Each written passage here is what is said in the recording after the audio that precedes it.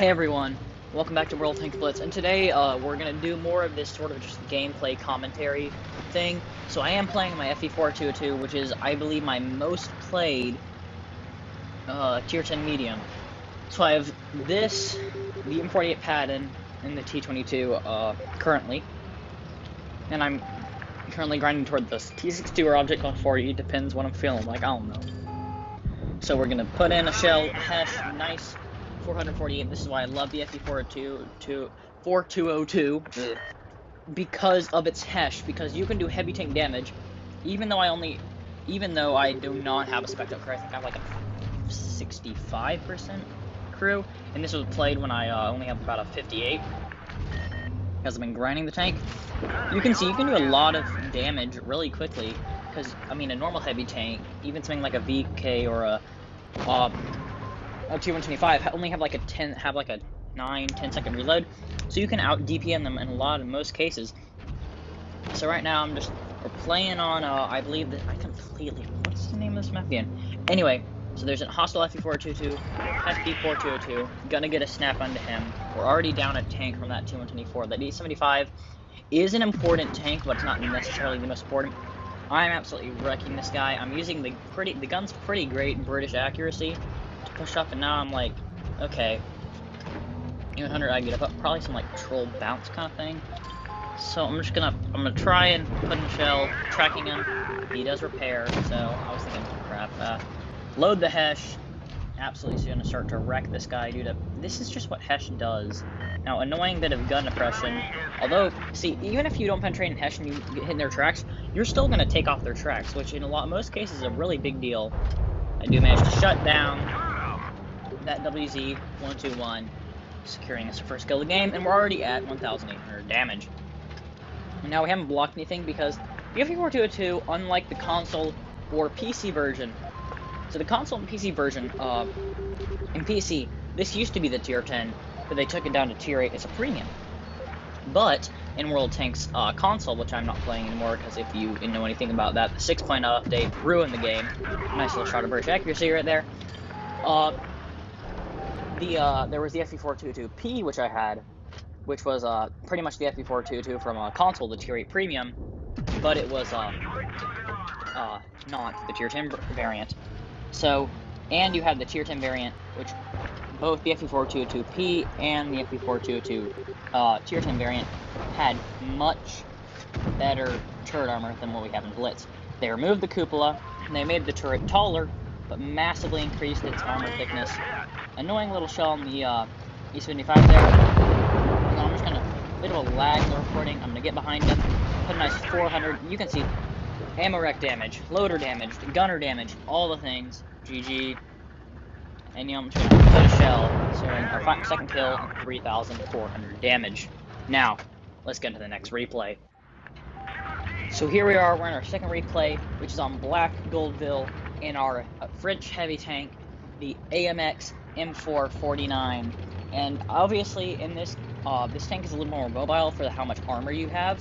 So I'm gonna push medium side because I know for a fact we have more mediums. If I push, even if all three of their heavies push heavy side, we will have the numbers advantage there, and I can use my I think you have some of the, I believe this tank has one of the thickest upper plates at tier 8, like just without a doubt. I mean, something like a Super Pershing has a bunch of layers, but this is literally just one plate. I think it's about, maybe, when it's angled, it's over 300. So you've got an incredibly thick upper plate, and an incredibly, pretty much invincible turret besides the weak point at the top to allow you to do things.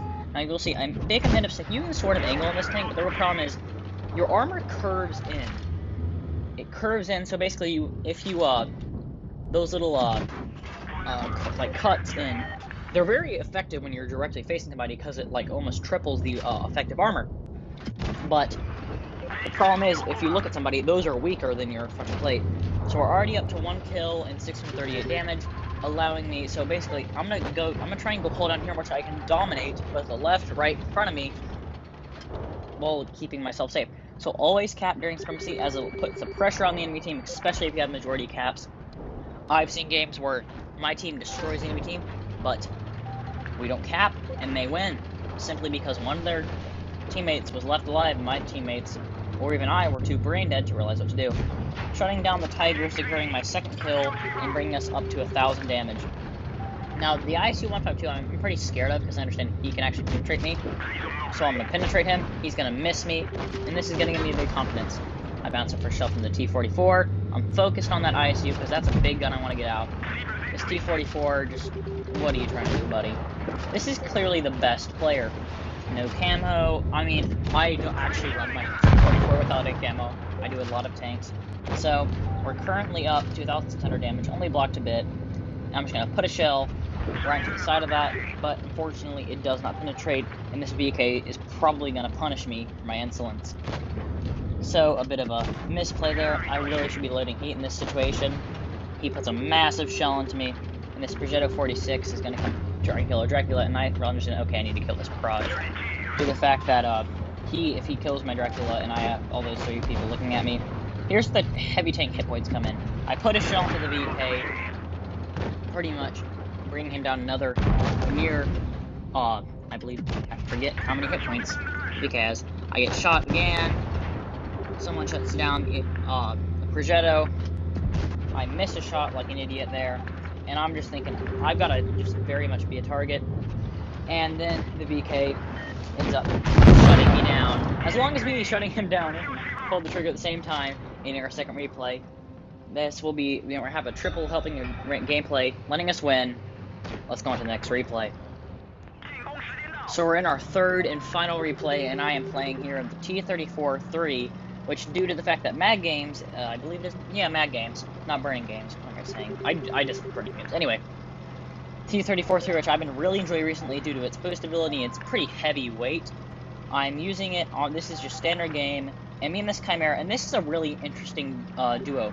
The Chimera and the T-34-3, the reason they're special is because, just like the T-34-3's line, these tanks have absolutely massive cannons. I put in a nice alpha shot, and I'm thinking, okay, we need to hold. This Chimera is probably going to be dead, considering the fact that the entire enemy team is looking at him. Now this is, I would try and help him, but I'm just going to try and get shots. Horrible Chinese gun depression, although a pretty nice bounce there, due to the fact this is sort of like a T-54. The fact that, I just run Chimera, run. Because I think, okay, I can mildly tank. This IS-5 is really just going to push. That's one tank I actually don't have. For some reason, I do not have the IS-5. Horrible thing of the case of the gun depression not working. IS-5 rams that Chimera to death. That Chimera should probably have kept backing up. Now I'm going to use the horrible gun depression and my decent gun elevation. Trash drop. Oh, come on, shut up, Chimera. You kept fighting. And I'm going to take a pretty beefy 409 alpha shell from that IS-5, which actually shuts down my ammo rack, but due to my severe mobility, better reload for thing, I only do 2 damage on the ram, which is shows you actually how much this tank weighs. You can out-ram a IS-5. Load the heat. I'm actually going to load HE here. The fact that I really want to kill this guy, as if he shoots me again, I'll be one-shot for everything on the enemy team. I'm thinking about pushing here, and I'm just thinking, okay, what can I do now? What problems can I call? Now, this AT-7, every time I try to do the replay, my boy be lagging. As you can see, it's just, I'm pretty much just tracking him in this situation. Now, I'm going to pretty much just end up shutting the Skyline, because the IS-6, there's nothing IS-6 can really do here. And I am going to go for Leo, just greedy for damage. The T-29 does can be bringing me down for a one-shot for him and the Leo. And so this Leo's, yeah, looking at me, but I'm confident that Leo will not be able to penetrate my turret. Due to the fact that you have a pretty strong turret with those 2 cupolas being your weak points. A lovely, lovely hit right there in the T-29, landing us on 2,800 damage. And there's no, I don't really have the speed to get over to Leo, and he's going to be shut down by the S-101M, giving us our 3rd victory. So that's going to do it for me today, guys. If you liked the video, give it a like. Tell me what you liked about the video. If you didn't like it, give it a dislike and tell me what you didn't like about it and how I could improve my content. So this is this video has been a while in the making. I just haven't gotten around to it, you know, for school and grades and that kind of thing.